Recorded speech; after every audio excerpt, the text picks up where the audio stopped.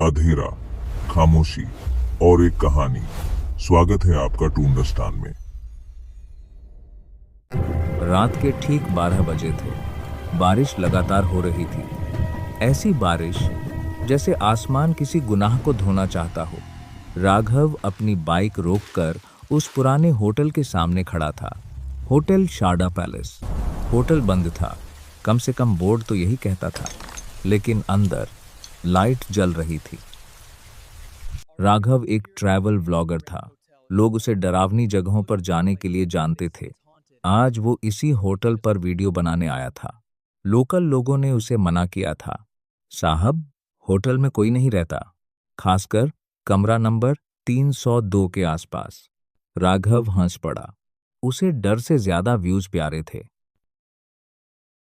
Hotel के अंदर दरवाजा अपने आप खुल गया। वह ब्लॉग बना रहा था और देखा रहा था। रिसेप्शन पर एक बूढ़ा आदमी बैठा था। आंखें खुली थीं, पर पलकें झपक नहीं रही थीं।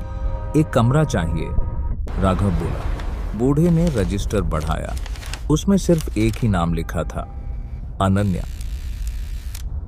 राघव ने पूछा, 302 खाली है। पहले तो बूढ़े चुप रहा, लेकिन अंदर से और एक रजिस्टर दिया। बूढ़े का हाथ कांप गया और बोला, साहब, वो कमरा आपको नहीं लेना चाहिए। क्यों? क्योंकि जो भी वहां सोया वो सुबह उठा नहीं। यह सुन के राघव मुस्कुराया। कैमरा ऑन किया। Perfect content. कमरा नंबर 302। कमरा अजीब तरह से ठंडा था। दीवारों पर नमी नहीं थी, फिर भी पानी टपक रहा था। घड़ी लगी थी, लेकिन सुइयां चल नहीं रही थीं। राघव शीशे में देख रहा था और फिर राघव ने कैमरे में बोला, दोस्तों, अभी रात के 3 बजे हैं। और बता ही रहा था। तभी घड़ी ने आवाज की, टक टक टक, और समय चलने लगा। तभी राघव कैमरा में देख रहा था। तभी उसे लगा कोई उसके पीछे आया। पहली आवाज, रात के 2 बजे किसी के रोने की आवाज आई, धीमी, टूटी हुई। और फिर उसने बोला, राघव। राघव इधर उधर देखा और कैमरा पकड़ा अपना। और फिर उसने झटके से कैमरा घुमाया। मैंने तुम्हारा नाम नहीं लिया, राघव बुदबुदाया। और तभी उसको आईने में उसे पीछे कोई खड़ा दिखा। वो कैमरा लिया था और आईने में देख रहा था। तभी वो मुड़कर देखा, कोई नहीं। सोचने लगा कि कौन है, लेकिन आईने में अब भी कोई था। वो कैमरा लेकर आईने में देख रहा था। वो पास आ रही थे। वो थी एक लड़की, सफेद साड़ी, गर्दन पर नीले निशान।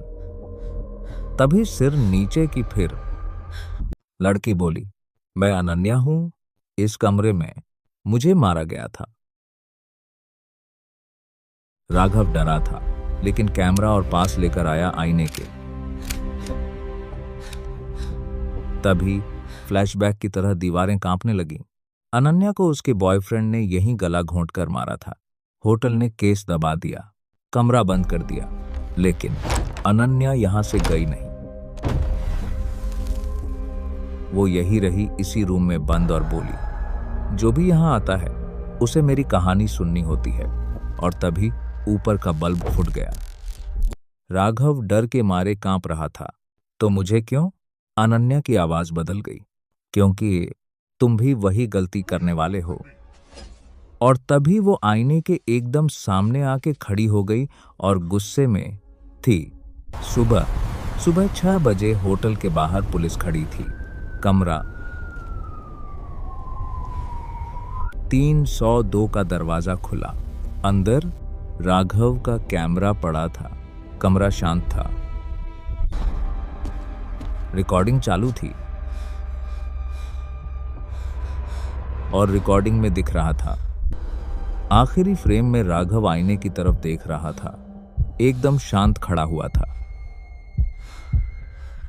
और उसके पीछे अनन्या मुस्कुरा रही थी।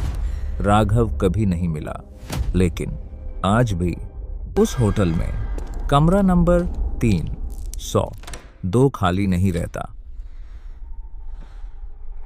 अगर कहानी पसंद आई हो तो चैनल को सब्सक्राइब जरूर करें, क्योंकि अगली कहानी आपकी सोच बदल सकती है।